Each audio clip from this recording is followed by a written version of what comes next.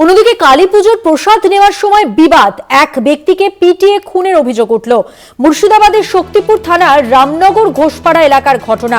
বিস্তারিত জানাবো, আমাদের সঙ্গে টেলিফোন লাইনে রয়েছেন আমাদের প্রতিনিধি কল্যাণ চন্দ্র। কল্যাণ, এই ঘটনা সম্পর্কে কি জানতে পারছো, পুলিশ কি বলছে?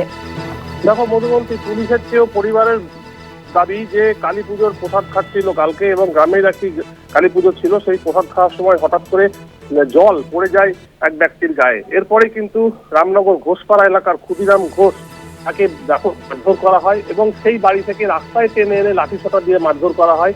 এলাকার মানুষ ছুটে এসে ক্ষুদিরাম ঘোষকে স্থানীয় শক্তিপুর হাসপাতালে নিয়ে যায়। সেখানে নিয়ে গেলে চিকিৎসকরা মৃত বলে ঘোষণা করেন।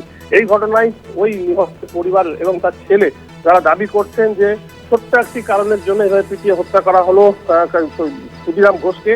ঘটনার তদন্ত তারা যেমন চান, তেমনি যারা দোষী তাদের উপযুক্ত শাস্তি চান। এই ঘটনায় 8-10 জন যারা এলাকার লোক ছিলেন তারাই মারধর করেছে বলে অভিযোগ। তবে আর একটা বিষয় জানা যাচ্ছে যে ক্ষুদিরাম ঘোষের বৌমা কিন্তু সেখানকার তৃণমূলের সদস্য, এবং যারা মারধর করেছে তারা নাকি কংগ্রেস আশ্রিত, যার ফলে রাজনৈতিক কোনো কারণ রয়েছে কিনা সেটাও যেমন খতিয়ে দেখছে পুলিশ। পাশাপাশি শুধুমাত্র একটি মাত্র কারণে, অর্থাৎ গায়ে জল পড়ার কারণে যে তাকে মারধর করে খুন করা হয়েছে, তার পেছনে রাজনৈতিক কোনো কারণ বা অন্য কোনো কারণ রয়েছে কিনা সেটাও খতিয়ে দেখছে পুলিশ। তবে পরিবারের দাবি যে রাজনীতি এখন কিছু নেই, কারণ ভোট যখন গেছিল পঞ্চায়েত, সে সময়ই দুই দলের সঙ্গে অর্থাৎ দুই গোষ্ঠীর সঙ্গে মনোমালিন্য হলেও এখনো পর্যন্ত কিছু ছিল না। তবে এর পেছনে যে পুরনো রাজ ছিল কিনা সেটাই সবচেয়ে বড় বিষয়, বড় প্রশ্ন দাঁড়িয়েছে পরিবারের কাছে।